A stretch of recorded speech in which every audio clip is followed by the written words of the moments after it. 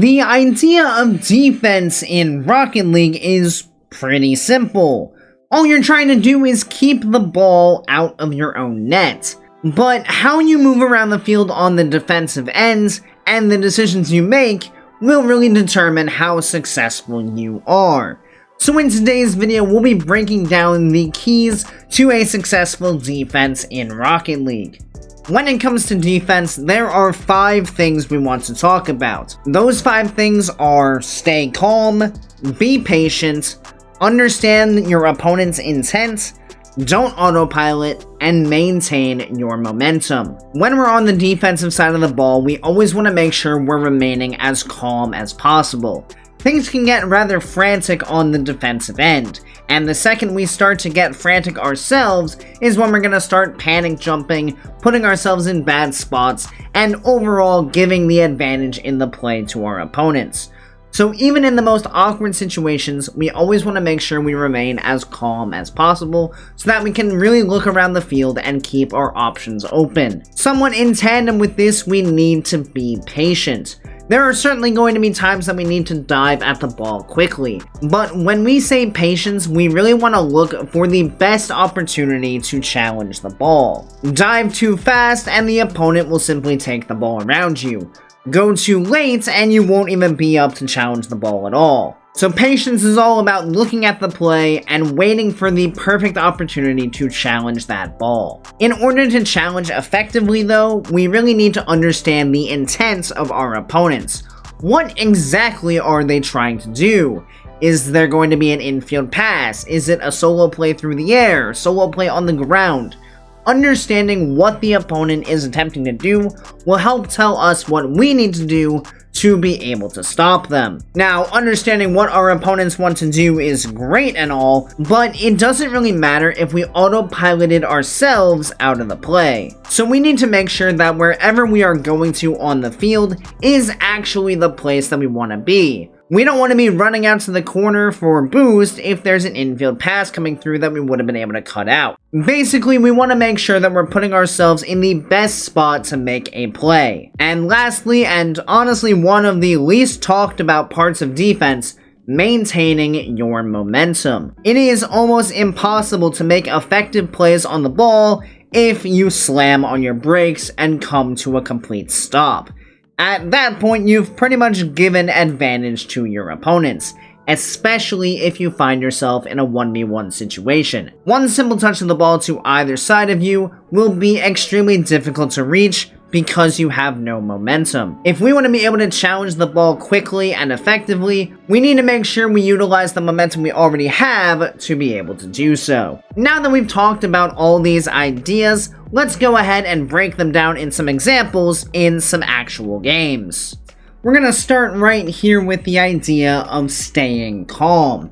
Now you're going to be put in some awkward situations on the defensive side of the ball, and it's important that no matter how awkward things get, that you always keep a level head about you so you can try to find the best solution for the problem you find yourself in. Now we're going to make a slightly critical error here where we try to get a touch on the ball and grab the boost at the same time, and we end up just missing the ball completely and leaving it to roll up the wall while we grab the boost. What this is going to do is it's going to invite our other opponent in on the ball for a fairly advantageous challenge for them. So the ball starts to roll up the wall and we're just going to try to position our car behind this ball so we can at least get a touch on it. So we try to take this challenge here and it goes fairly poorly, all things considered. It's going to bounce right down off the ceiling. Now this is pretty much panic station. In most cases, we have to try to do what we can to get back to the net. Luckily, Kapawi does give us an opportunity by hitting this ball into the backboard. And you'll notice as we see this ball kind of floating here and our teammate cutting in front of us that we have cut off the use of our boost and slowed down. This is going to be very important because it means that we're not panicking to go get a touch on this ball. We recognize that there's not much of a threat here. Gotta let Dacron go ahead and get this first touch. The ball was popped up in a very awkward spot.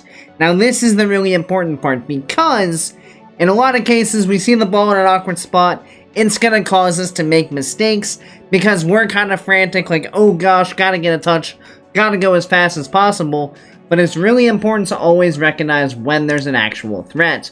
This ball is right next to the backboard, and it's not in front of the net. So there's very little chance of this ball to actually be put on target from an opponent attacking out of the midfield.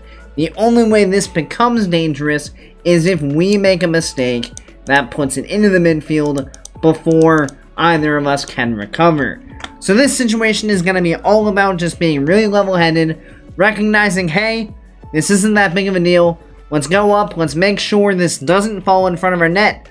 Let's just calmly clear it to the side, land on the backboard, stay in front of this ball, don't do anything too crazy, force out another challenge, and now we can work the ball downfield. So that showcases the importance of just being calm, just paying attention to when things are dangerous and when they aren't. It's always important to remember that when things aren't dangerous, it is okay for us to breathe and just take our time and focus on making the play we need to make. Next up, let's talk about being patient. This one just comes down to the fact that choosing when we challenge is extremely important. So as we're going to see in this play right here, we are rotating back as the ball is bouncing out of our opponent's half. We don't really have the resources to cut this off, so I don't mind the fact that we just play to rotate back and make sure that we're in a sound defensive position instead of possibly throwing ourselves out of the play to go for a challenge when we don't really need to. As we turn ball cam back on, we can see the entire situation that we find ourselves in. So our teammate is really far out of the play, working his way back. We have one player working to demo us, and we have the ball carrier who's either gonna stay on the ground and dribble this or take it up into the air. We're not quite sure as of yet. So now the important thing is we need to diagnose this fast enough so that we know how to react to it. So at this point, our main thought is how do we get around this guy and still stick in a challenge on this ball without giving up a goal. So let's see, as we rotate back, we can see that the ball carrier has decided to take the ball up into the air. Because of the fact that the ball carrier has taken the ball up into the air, it's actually bought us a little bit more time to get around this guy. If this ball was still being dribbled and it was just a short distance behind Juddy, we would be much more hard pressed to try to cut hard around, get over the top of him, and get this challenge on. But because Virtual has decided to go into the air, it's bought us a little bit more time to kind of sidestep Juddy to get in on this play. So again, looking at this, there's not really a great opportunity for us to jump in yet. So as we turn this corner, our best option to get around Juddy realistically is going to be to just tap the brakes.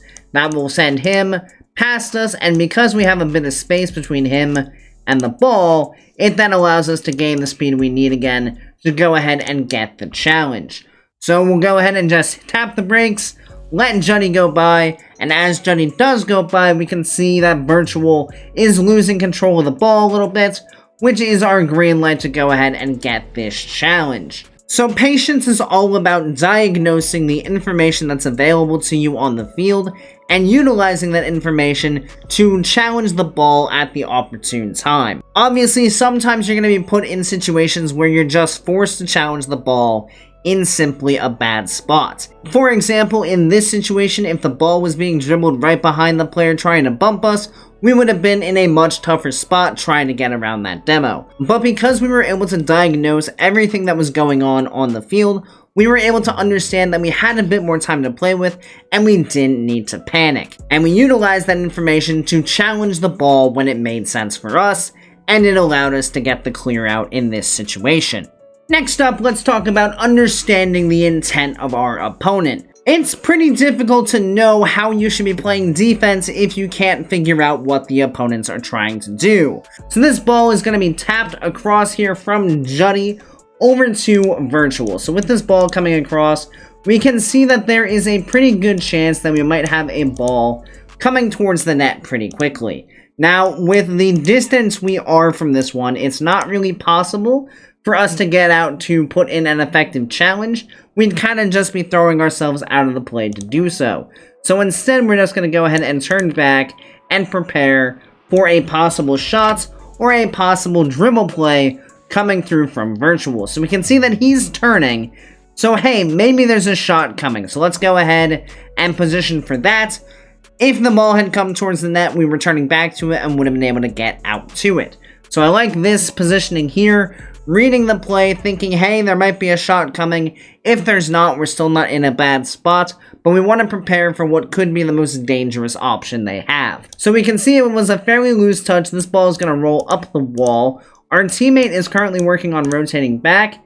It's looking like Virtual is going to have this ball for free on the wall with no issues. So now what we need to figure out is this going to be a control play off the wall, or is it going to be some kind of fast one-touch pass or shot? As this ball rolls up the wall, we are going to be understanding, okay, ball's going to be going somewhere into the air. Let's gain a bit of height on this play so we can be as effective as possible. So we're going to go ahead and pre-position here on the backboard. Now, one of the small things that you really need to pay attention to is how your opponent is approaching the ball to determine what they're going to go for. In this instance, as Virtual heads up the wall, we can see that he slows down. This to me screams that this is going to be a control play. So up we go onto the backboard, and now we are immediately going to jump out to challenge this. Now the reason is because we don't want to allow this player free space in the air. The longer he spends in the air uncontested, the more dangerous this is going to be. So all we want to do is get up in this guy's face to try to restrict all of the options possible. And that is exactly what we're going to see as we jump up here. We understand he's going for the control, so we know we just need to hover, kind of float in the air, and make sure that he can't get the ball past us. So into the air we float, just making sure to stay in line with the ball as it comes towards us, and we can go ahead and get this block out. So as you can see, just understanding what the opponent is trying to go for tells us what we need to do on the defensive end to stop them. If we didn't read that they were going for control on that wall and had instead just waited on the ground for maybe some kind of direct shot, we would have been in a lot tougher spot trying to jump up to defend an air dribble from the ground. Being on the backboard gives us a lot more height out the gate, so understanding where the play was going allowed us to be in a better spot to defend it. Next up, let's talk about autopilot. It's pretty much a situation when your brain just completely shuts off and you do the most common thing to do in whatever situation you're in. And in this example here, we'll be showing why it could be dangerous to go into autopilot. So as we rotate back here, this ball is just kind of popped up, and we can see that our teammate has a free touch on it. Now, based on this, he's in a pretty awkward spot. So we don't know exactly where this ball is going to go. So as we rotate back, we really want to be keeping an eye on what's happening in the play. If we were 100% sure that our teammate had a nice control touch and they were going to carry it to one of the corners, we might just shut off ball cam, line ourselves up for the corner boost, and go get that to fill up our resources. But in a situation like this where our teammate appears awkward, we want to make sure that we're keeping our eyes on the play as much as possible so we know where we need to go. So as we rotate back, we're going to pick up a couple of pads, and we're really just holding in this mid area here, not fully committed in either direction. And the reason this is important is because from this neutral position, we can react to wherever we need to go. If we already have committed too far in one direction, and the touch happens to go a different way, now it's a lot longer of a path to get back to where we need to be. So as we'll see, we keep ourselves fairly square. We want to check to make sure that we're not going to be leaving our teammate in a bad spot. Now we can see that he gets the touch, and as this ball is coming to the corner, now we can go ahead and make this rotation out. We can just have a nice easy turn, catch the ball up the wall, and we can get the clear out. You always want to be understanding the situation you're in on defense so you know what you can and can't go for. And the moment your brain shuts off, goes on autopilot, and stops digesting the information you're seeing, you're going to put your team in an awful lot of bad situations. Lastly, and honestly easily one of the most important parts of defense, maintaining your momentum. So we'll start out with the good example here, and as we'll see, our opponent here has control of the ball. Teammate's kind of in an awkward spot where he's turning around, and we are rotating back on fairly low boost. Now, if we were to, say, autopilot in this situation, and not really consider the pace that this play was moving downfield, we might absolutely full send this back to our half to set up on the defensive end. Doing that is really bad though, because we don't want to end up back in our net before we see how a play is going to develop. Because if we do that, we're going to get back to net, there's going to be nothing for us to do there, we're going to slam on the brakes and we're just going to sit there and wait for something to happen. Instead, we want to keep ourselves in a position where we can attack the ball as soon as possible if we need to. So what we're going to see here as we go down the field is that we're just kind of going to drive. We're not going to do anything crazy, we're just picking up pads as we go. With the distance we are to this play, we are still in a perfect spot to either A, defend a flick that comes through from our opponents, or B, play off a challenge that comes through from our teammate. And you'll notice that through this entire sequence, we never touch the brakes. And as this challenge comes out and this ball pops to the side, we can now immediately turn, apply our boost, attack this ball as quickly as possible, and beat out this player in the midfield to this ball. And this is only possible because we still had momentum on our car. If we were instead stopped in the net, dead stop, there is no chance that we would beat this player to this ball. But because we've maintained this momentum down the field, we are able to turn pretty much on a dime and make this challenge as fast as possible. And as we'll see, we can immediately turn, and it's a free clear. So now let's showcase what happens when you do this poorly. So whenever you see your teammate with kind of space here, we do want to stay kind of leisurely driving in a general vicinity where we can impact the play if we need to. This is another big situation where we don't want to just be like, oh, look, teammate has control of the ball, let's run away to get some boost. So as he starts to work this ball out, we're going to push forward slightly, and then we're going to get ourselves caught in a very awkward spot. So teammate's going to get a pretty weak flick here, and it's going to result in our opponent immediately getting control of the ball. Now here's where we're going to make our critical mistake. So you'll see the way that this player is touching this ball here, he's not really in a great spot to make any kind of immediate offensive threat. So first of all, we should recognize this awkwardness and realize that, hey, maybe we have a chance to just go challenge this ball and force it out of our half without playing this sheepily. But if we are going to make the decision to turn back here, we don't want to put ourselves in a spot where we're just a sitting duck, and that unfortunately is exactly what we're gonna do here, because we take this very, very tight turn and it puts us in a spot where we physically can't do anything but sit and wait for our opponent to come at us. If instead we had given ourselves a little bit of a wider turn, we might have some momentum to play with to allow us to challenge this ball. But because we turned so tightly, got to net before we needed to be here, now we are dead stopped, and all it takes is one simple touch from our opponent, and we are absolutely toast. And that's why it's so important to maintain your momentum around the field. And this is actually a tip that not only applies on the defensive end, but the offensive end as well. The player that is moving around the field with more momentum has to use less resources to attack balls quickly, and that always works out in your benefit. So that just about sums up all of the ideas that you need to play a successful defense. If you master each one of these principles, it will be incredibly difficult for your opponents to consistently score against you. Of course, I do hope you guys found this video helpful. If you did, make sure you click that subscribe button right down below so you make sure you don't miss any future Rocket League content. Additionally, if you'd like to be more involved in this community, please consider joining my Discord, link down in the description. So thank you everybody so much for watching, I hope you have a great rest of your day, and I'll see you next time. See you later, guys.